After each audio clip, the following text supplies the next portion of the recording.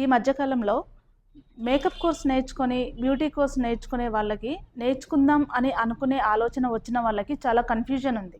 So ఏది నేర్చుకుంటే ఎలాంటి వేలో వెళ్తాము, మనకి ఎలాంటి ఇన్కమ్ క్రియేట్ అవుతుంది అనేది. సో ముందుగా ఏంటంటే అందరూ మేకప్ కోర్స్ నేర్చుకుంటున్నారు. బట్ మేకప్లో మళ్ళీ మాకు థ్రెడ్డింగ్ చేస్తారా, ఫేషియల్ చేస్తారా అని అడుగుతున్నారు.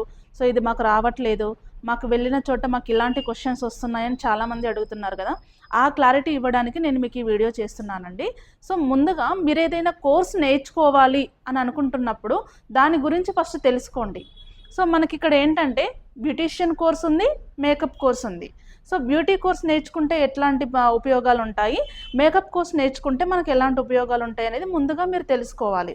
సో దీంట్లోకి ఏంటి వేరియేషన్ ఏంటి నేర్చుకున్నప్పుడు అంటే, ఫస్ట్ బ్యూటీషియన్ కోర్స్ అనేది నేర్చుకుంటున్నప్పుడు మనకి డైలీ ఇన్కమ్ ఉంటుంది.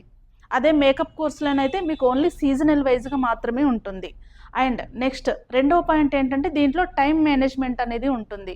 లైక్ ఏంటంటే మీకు డైలీ ఇన్కమ్ ఉన్నప్పుడు ఒకసారిగా మీ ఫ్యామిలీని మీరు హ్యాండిల్ చేసుకోవచ్చు, మీకున్న షాప్లో క్లయింట్స్తో సహా మీరు హ్యాండిల్ చేసుకోవచ్చు టైమింగ్స్ ప్రకారం.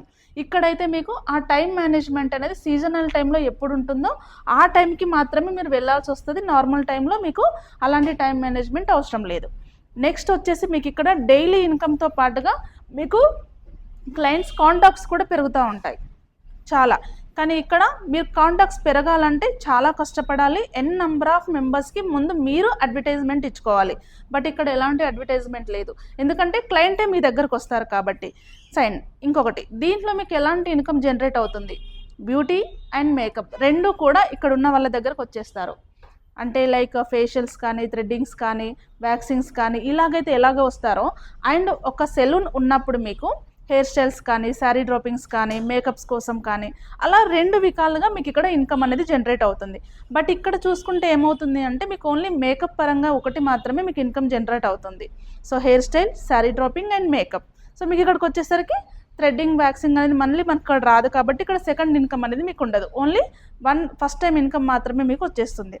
అండ్ ఇక్కడ మీరు ఒక బిజినెస్ ఉమెన్గా ఉండొచ్చు, బట్ ఇక్కడ మీరు ఒక మేకప్ ఆర్టిస్ట్ అండ్ మీరు ఒక మేకప్ స్టూడియో పెట్టుకోవాలి అనుకున్నప్పుడు మినిమం టైం అనేది పడుతుంది. ఎందుకంటే ఫస్ట్ మీరు క్లయింట్ని బిల్డ్ చేసుకోవాలి, మీకంటూ ఒక సర్కిల్ పెరగాలి.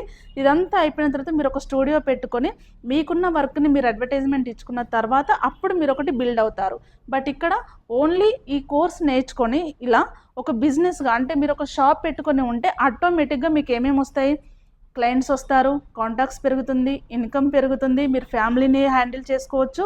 అదేవిధంగా మీరు ఒక బిజినెస్గా మీ ఫ్యాషన్లో మీరు ముందుకెళ్ళొచ్చు. సో డిసైడ్ అవ్వండి, మీరు ఏ కోర్స్ నుంచి ఏ కోర్స్ నేర్చుకోవాలనేది కన్ఫ్యూజ్ అవ్వద్దు, లైఫ్ని నీట్గా సెట్ చేసుకోండి.